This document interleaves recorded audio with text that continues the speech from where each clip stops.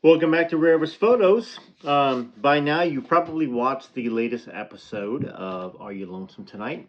And just like being true to yesterday, we're going to do Elvis and Kathy as the second video. And I hope I can get a couple more readings in. I did buy Joyce Bova's Don't Ask Forever, by the way. I will be reading that. Probably start with that next week. We still got Child Bride to read. We still have Are You Lonesome Tonight? I've still got an interview with Derry Matera on Friday, a little podcast that we're going to put out on Saturday. Got a lot of books to read. Still want to read The Faith of Elvis, continue reading that with Billy Stanley. And of course, Miami Days with Elvis. There's a little bit left, not much.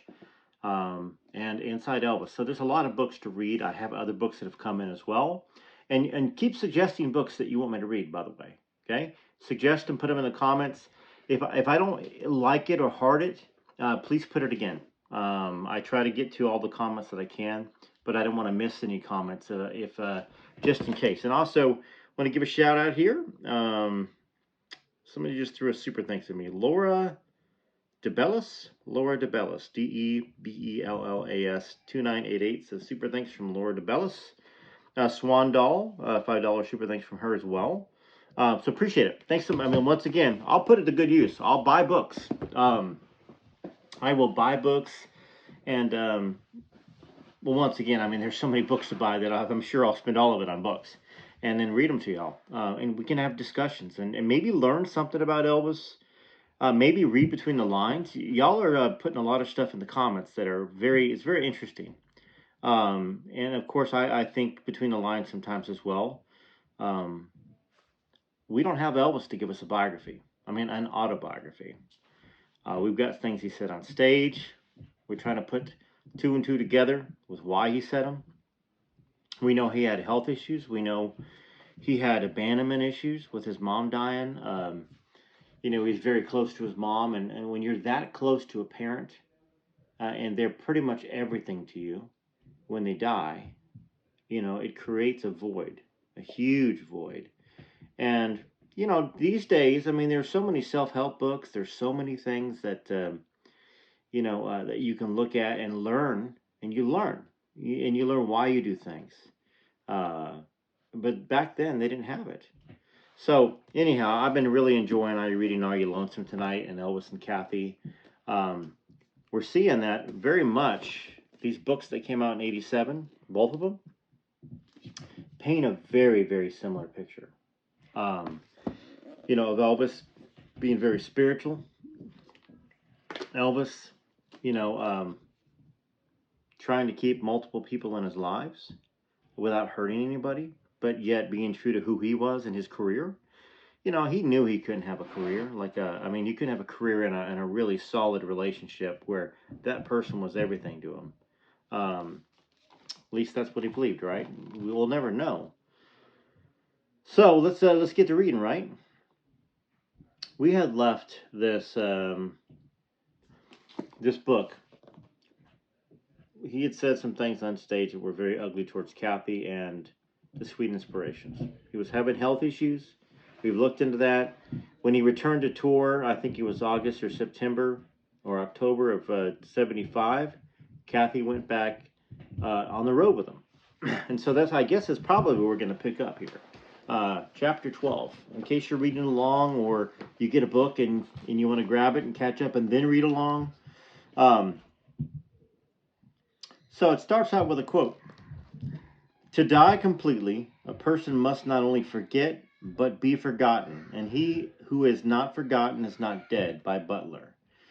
We all have memories we want to forget, particular periods of our life that bring sadness or even terror to our hearts. But as much as we try to erase these periods in our lives, there are always reminders that bring back flashes of pain. It can be the sound of rain on the window pane. It can be the drone of a plane in the distance. It can be the sight of an open field filled with flowers, or a dark, shadowy corner that brings your own quiet thunder.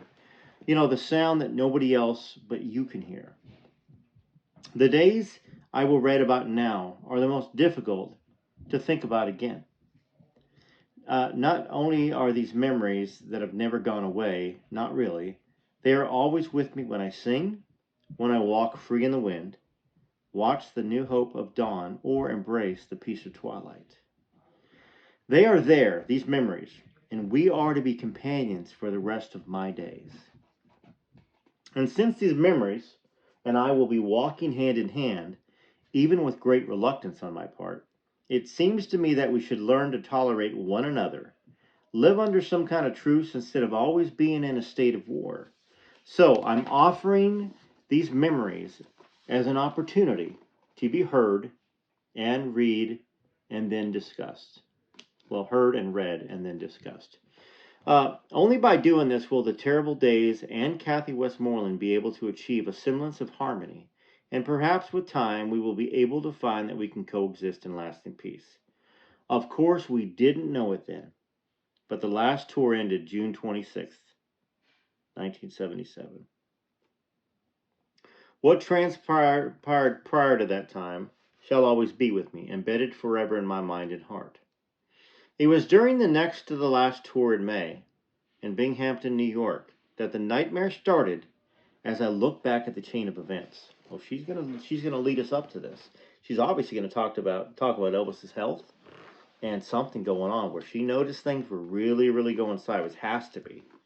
Um, okay, so let's start again. It was during the next to the last tour in May in Binghamton, New York, that the nightmare started as I look back at the chain of events. We had done the show, and I remember I had a date that night with a charming, handsome fellow that I had a crush on. It was really a pleasant summer night, and we'd had a nice dinner. I got ready for bed, tired by now, like I was after most shows, once I'd come down from the higher performing on stage in an atmosphere of total excitement. I know I went to sleep, but suddenly, for no reason, I was awakened. I can't describe the feeling, but there was a white light, a definite presence of some kind, and the only thing that came to my mind was, it's Elvis. Something has happened to Elvis. I was familiar with this type of experience. I had had it only with this man, being Elvis. I had not been awake longer than a few minutes when the telephone rang. Kathy, this is Larry Geller. Elvis wants you up in his room. He needs to talk to you. Is he all right? I was filled with an unnamed panic. We were just meditating, and then he said he wanted to talk to you, Larry replied. I don't know if he was evading my question or if he thought that Elvis was fine. Well, I dressed quickly and went to Elvis's room. When I got there, Elvis was propped up in his bed, and he held out his arms as if to summon me for an embrace. Thank you for coming, honey. Are you all right? Now that you're here, he said, will you spend the night with me, Minnie Mouse? Of course I will. I found one of Elvis's pajama tops and changed for bed and climbed in beside him. We talked a bit. It seems that he and his girlfriend, Ginger Alden, were having problems. Now, this is an interesting thing because, there's a huge Facebook community with Ginger Alden. She runs her own page. She responds to a lot of people's comments and questions. And she's yet to respond to me about coming on the channel. So if y'all know her, I think I've seen one or two of you say, hey, Rare Elvis Photos, you should have a conversation with them. I know she's talking about writing a book, and she may not want to share anything until her book is written, and which is understandable. And then maybe she'll want to come on. But here's Kathy talking about Elvis and Ginger. So if you're a Ginger fan, pay close attention here. I haven't read the book. I will be reading the book, by the way. I do have it ordered. Y'all asked me to do that, so I bought it, okay? Alrighty. So, it seems that he and his girlfriend, Ginger Alden, were having problems. Now, this is May in New York, that this conversation happened. So keep that in mind with your time frame of history. Ginger and I just don't belong together. We're so different, Elvis said. I need you, Kathy. I need to be with you. I listened, and I held his hand all night until he finally dropped off to sleep. I could hear that he was having difficulty breathing. It was obvious that he had another yeast infection as well. I saw the signs around his lips and in his mouth. It was that night that I knew for certain that this was the beginning of the end. I tried to push that thought away from my mind, but it was there throughout the night. I could see that Elvis was really ill. But now I finally knew that he would never be well again. When I awoke, our hands were still entwined. I was torn apart inside, my emotions pulling against each other. I was sad for him that his relationship was not working out. I was joyous that after all we'd been together and we'd seen each other go through, that we were once again reunited. But at the same time, his imminent death loomed over us. Soon the reality of what was happening became so overwhelming for me that I ran to the bathroom, overcome with nausea. From Binghamton, we went to Baltimore, and it was there that Elvis decided we should both stay for a while. His thought was that Baltimore was centrally located, and we could fly out on his plane, do the show, and return to Baltimore, at least for the next 3 or 4 days. The night we opened in Baltimore in a huge arena filled with screaming fans. It was the first public sign that Elvis was truly ill. So Baltimore. Any footage of this? Any live footage out there that was recorded by a fan? It was during that performance that Elvis suddenly turned to the microphone and turned it over to Charlie and introduced me and said that I would sing the next number. Elvis then walked right off the stage, and I stood before those thousands of people. Before I could sing a note, they began to boo me. The sounds of disapproval got louder and louder. Somehow, I stood my ground and sang. When I finished the song, the crowd was on its feet. All I could think of was Elvis and if he was all right. What is happening to him? I thought he might be having a heart attack at the time. People magazine commented in their next issue that a classical soprano replaced Elvis for a short time and through talent and poise won back the audience. But I couldn't even hear their clamor and ovation. All I could think about was Elvis. Was he all right? Just the night before in his room, he'd lost consciousness while clutching his chest, gasping for breath. If Elvis called for help, I wondered if anyone would even take him seriously. They hadn't the night before. So, lost consciousness, struggling to breathe the night before. This was in Baltimore, Maryland, in May. All the signs are here. What in the world? What in the world? You drag Elvis to a hospital, right? But then Elvis wouldn't be dragged, would he? After I sang, Cheryl Nielsen of the Voice Trio sang, and then there were cheers and applause. Elvis Presley was back on stage, big as life, and he finished the show displaying his old energy and strong voice. The audience may have been surprised, but I was in a state of shock, and of course, more than delighted that some kind of miracle had taken place. Even though Elvis put in fretful, painful nights, he somehow managed to get up on stage and still perform. Nights that I held him close to me, and then in the light of the day, things would fall back into a normal pattern. But the way Elvis looked into my eyes and I returned his glances, I knew that Elvis was aware that I knew that he was dying. We didn't discuss it in detail. He made occasional remarks about the time of his mother's dying. My mama died when she was 42. I don't have much time left. And he'd make jokes like, I'm not doing too bad for a guy who's eaten up with cancer. Sometimes we skirted around the subject, but Elvis knew that I knew. This is a very important thing to talk about. We've gone over this cancer thing heavily. Unless it shows up in some autopsy that we're not aware of, there's no cancer unless we're aware of it. That was what a lot of people thought was Dr. Nick's excuse to prescribe Elvis all the medication, the Dilaudid, which was a cancer medication. Now, maybe he did. I mean, he certainly was in pain, but we also know that too many pills and opioids can cause pain. That's like you're dying. And breathing issues. These are all signs of all that too. But if Elvis is telling Kathy this, was Dr. Nick telling Elvis this? You know, it's confusing for me.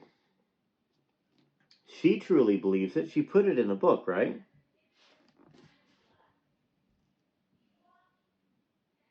And then the other thing.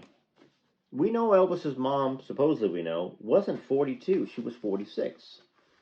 At least that's what the dates on her gravestone read.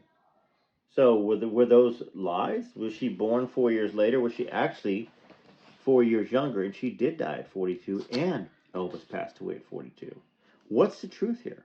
Because those are the things that are hard to find for us Elvis fans. I mean, we have seems to be a very reliable source in 1987 saying that Elvis spoke these words to her. My mama died when she was 42. I don't have much time left.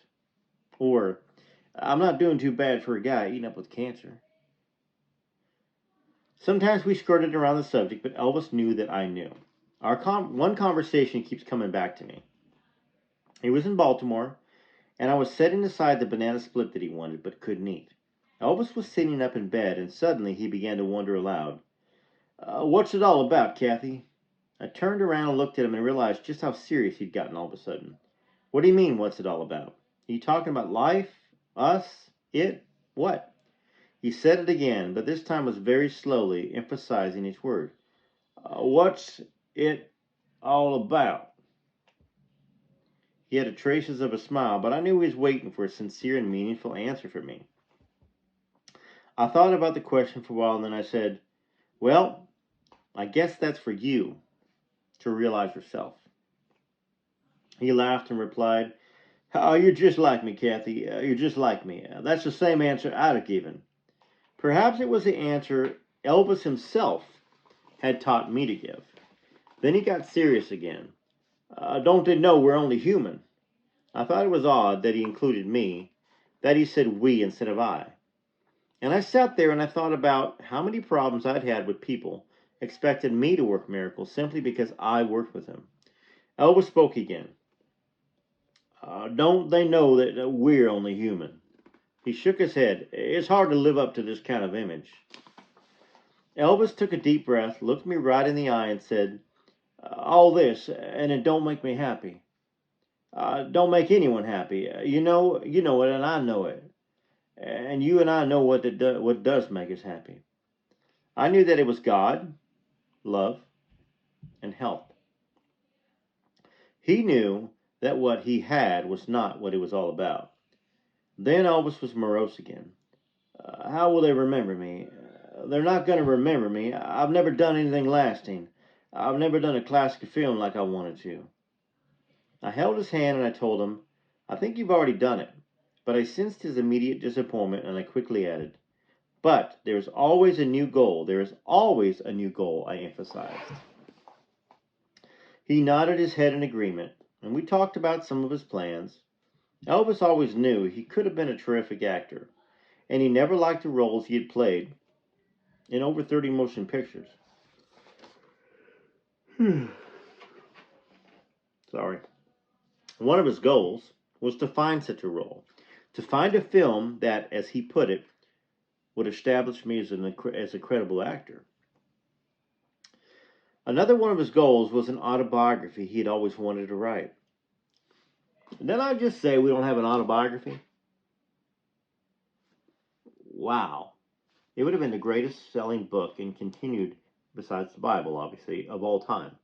If Elvis would have written an autobiography, it would have been the top selling book of all time.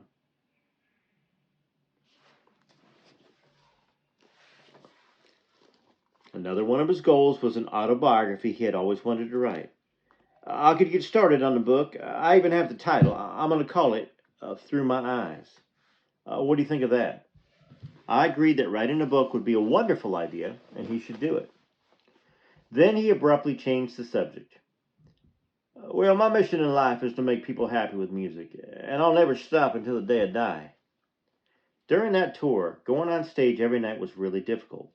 I didn't get much sleep because Elvis was so restless, and I thought he was dying a number of times in the middle of the night, which was an absolute nightmare. I honestly don't know where he got the strength to do a show. The strange thing is that he was on very little medication at the time. I felt that somebody should take him to a hospital, but Elvis refused to go. He was determined that he didn't want to die in a hospital. And during all of these days, I kept telling the bodyguards and the rest of the guys, somebody has got to help me. If he's left alone for 1 minute, he could be dead. The show To show how unaffected they were by my pleas, I have to tell a story about the time he was sleepwalking and then he fell, hitting his head on the dresser. I pulled and tugged and pulled, trying to get him off the floor and into bed. I called the bodyguards for help, and one man, who remains nameless, not because I'm afraid of him, but I don't even want to give him the honor of a mention in this book, he said, leave him there. He simply didn't want to be bothered with it. He added, I'm not coming into the room. You'll have to call somebody else. Come on, Kathy. Why in the world? What, name the guy. I mean, we all believe this is true. Name the guy. What if it's, first off, who was his bodyguards in 1977? I think Al Strada was one, right? I also believe that Ed Parker was along for shows, for security. Then we have, I believe, wasn't it, was Sam Thompson? Wasn't it also, I don't know, Ricky Stanley, one of those guys? One of the brothers? Who else? Put it in the comments because we'll figure this out. Perhaps. She didn't want to mention him to give him the time of day. But I would have. This bodyguard Elvis constantly complained. My eyes, they hurt so bad. He was in and out of sleep. And when he was awake, he asked me, Kathy, would you rub my legs? They're killing me. He would choke on fluid that filled his lungs, and he seemed to have pain everywhere. I recognized the rattle in his lungs. Several members of my family and friends of mine that sounded like that shortly before they died. It was more noticeable when he was lying down, asleep. I fought to stay awake to watch over him, thinking, if I fall asleep, I'm afraid he'll slip away. God help me stay awake. I felt at any moment he might need immediate attention. Elvis now had mixed feelings about his condition. On one hand, he believed he was going to die. And on the other hand, at times, he couldn't figure out why he couldn't heal himself. He believed in healing with laying of the hands, and that God had given him the gift of healing. I never saw him do it, but others did. I was very much aware of the power in his hands, but it truly frustrated him that he could not heal himself. One night as we were preparing to retire, Elvis noticed my nightstand was very crowded with items. What is that stuff? He asked. Well, vitamins, minerals, protein powders, seeds, and nuts, I replied. He acted as though he'd never seen anything like it before. He asked one of his aides to please get him some for the rest of the tour, but the man said, oh, come on, Elvis, and ignored his request, not wanting to be bothered. Jeez, oh my goodness, my goodness. So, you know the whole story of Caesar? Where his own people knocked down, in Rome? Not to compare Elvis to Caesar, but think about it. I don't know if this is the second guy, but we got two people that don't give a flying hoot about Elvis, that are employed by Elvis.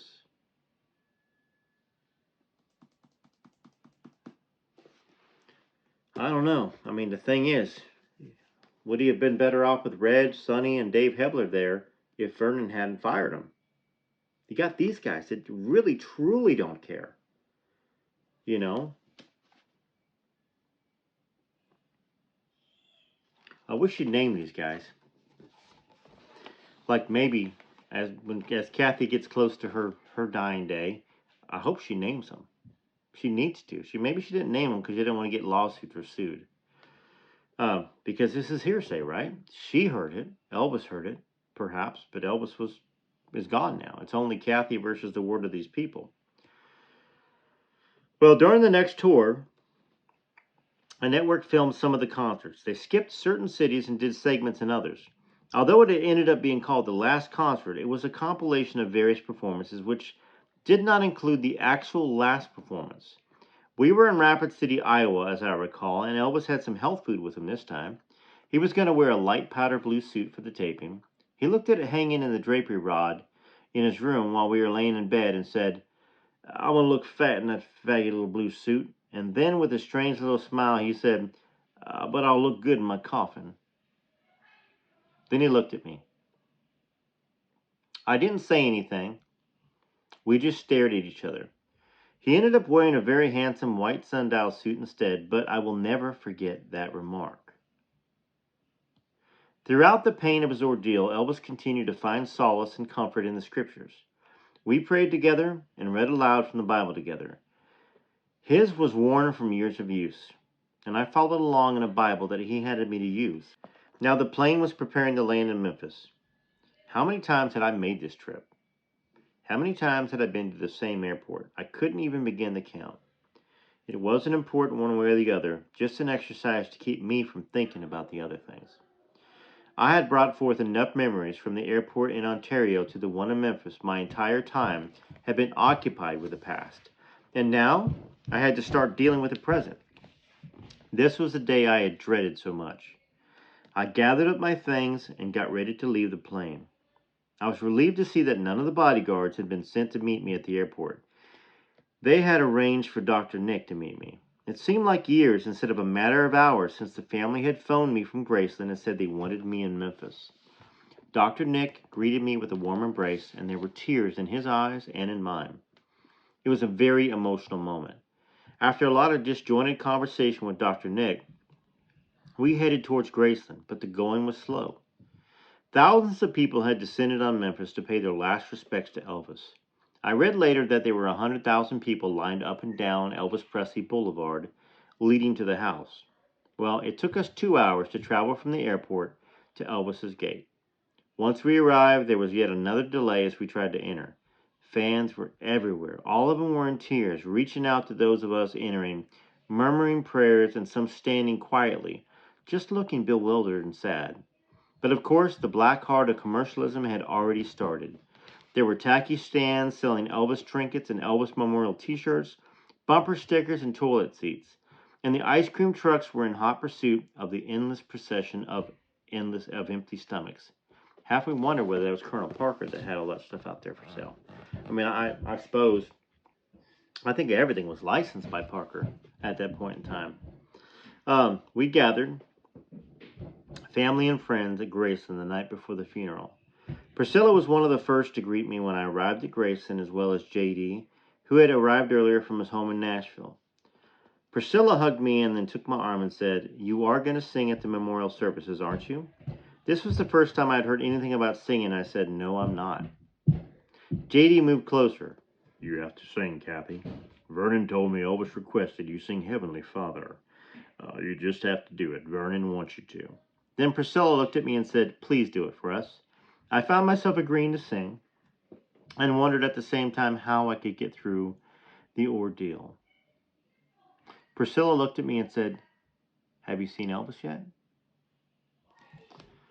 That's where I'm going to stop. We don't have a whole lot left in this book. We may go revisit some stuff. Sorry about the stomping upstairs, but my son's up there with his friends, and they are jumping up and down, playing video games or doing something. So, this looks like Elvis and Kathy were together towards the end.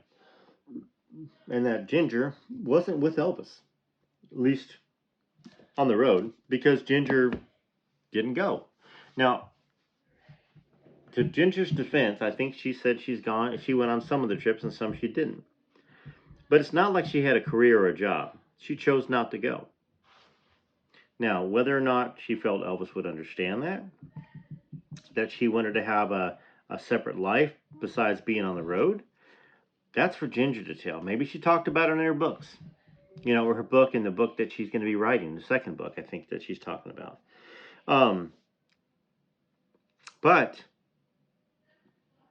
it seemed like Elvis wanted her there. I think that all the stories that I've read, he was upset that she didn't want to go, that he'd brought her and the family on the road before. I think he got Ginger's sister up to play piano at a concert one night. So he wanted to include them. He wanted it to be a good relationship, but it doesn't seem like it was good enough for Ginger to go on the road with Elvis. If Kathy's spending all these nights with him, and she's having a relationship with him in a sense towards the end, that Ginger is not having a relationship with Elvis, then it must not have been serious anymore, like they say. Maybe Elvis wanted it to be, but it didn't seem like it was a relationship. Now, that's just me talking according to the book and what I'm reading and what Kathy is putting out there, okay? Kathy's putting this out there, not me. Now, reading between the lines, I always said I would reserve what I thought about Elvis and Ginger herself and the relationship until I read that book. And I'm going to continue doing that. So, hope you enjoyed this reading of Elvis and Kathy, TCB TLC.